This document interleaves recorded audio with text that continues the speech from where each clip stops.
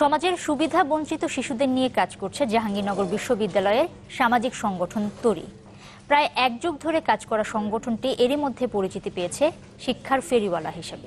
সপ্তাহের ৩ দিন ছিন্নমূল সুবিধা বঞ্চিত শিশুদের নিয়ে বসে শিক্ষার আসর। অপু ওয়াহাবের তথ্য এবং জহিরুল ইসলামের ছবিতে ডেস্ক রিপোর্ট। নেই ব্ল্যাকবোর্ড কিংবা চেয়ার টেবিল, তবুও থেমে থাকছে না শিক্ষা কার্যক্রম। মাঠের সবুজ ঘাসে বসেই চলছে পাঠদানের আসর। সমাজের সুবিধাবঞ্চিত শিশুদের শিক্ষার আলোয় নিয়ে আসতে কাজ করছে জাহাঙ্গীরনগর বিশ্ববিদ্যালয়ের সামাজিক সংগঠন তরি। লক্ষ্য শিশুদের মাঝে শিক্ষার ভিত্তি গড়ে তোলা। সুবিধাবঞ্চিত যে শিশুগুলো রয়েছে আমাদের ক্যাম্পাসের আশেপাশে, এরা যেন শিক্ষার সুবিধা থেকে বঞ্চিত না হয়ে অচিরে যেন ঝরে না পড়ে, তাদের পড়াশোনাটা যেন চালিয়ে যায়, এটাই হচ্ছে আমাদের মেন উদ্দেশ্য থাকে, প্রধান উদ্দেশ্য।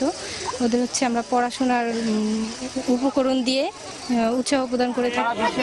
পড়াশোনার পাশাপাশি সাংস্কৃতিক বিকাশ, চিত্রাঙ্কন প্রতিযোগিতা, শিক্ষা উপকরণ বিতরণ সহ নানা সামাজিক দায়িত্ব পালন করছেন তরির 40 জন স্বেচ্ছাসেবক শিক্ষক। এখানকার অনেক শিক্ষার্থীর প্রাতিষ্ঠানিক সাফল্যে আগ্রহ পাচ্ছে আরো অনেক শিশু।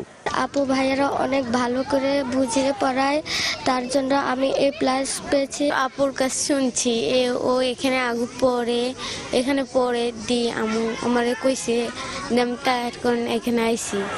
তরির এই উপদেষ্টা বলছেন তাদের এই কার্যক্রম ছড়িয়ে দিতে চান দেশের অন্যান্য বিশ্ববিদ্যালয়গুলোতেও, যাতে ছড়িয়ে পড়বে শিক্ষার আলো। গত এক যুগ ধরে এই কার্যক্রম চালিয়ে যাচ্ছে। আমার বিশ্বাস যে এই যে একটা ছোট সুন্দর একটা প্রোগ্রাম, এই আপনার যে একটা সুন্দর একটা মডেল, এটাকে আমরা সারা বাংলাদেশের প্রত্যেকটা বিশ্ববিদ্যালয়ে ছড়িয়ে দিতে চাই।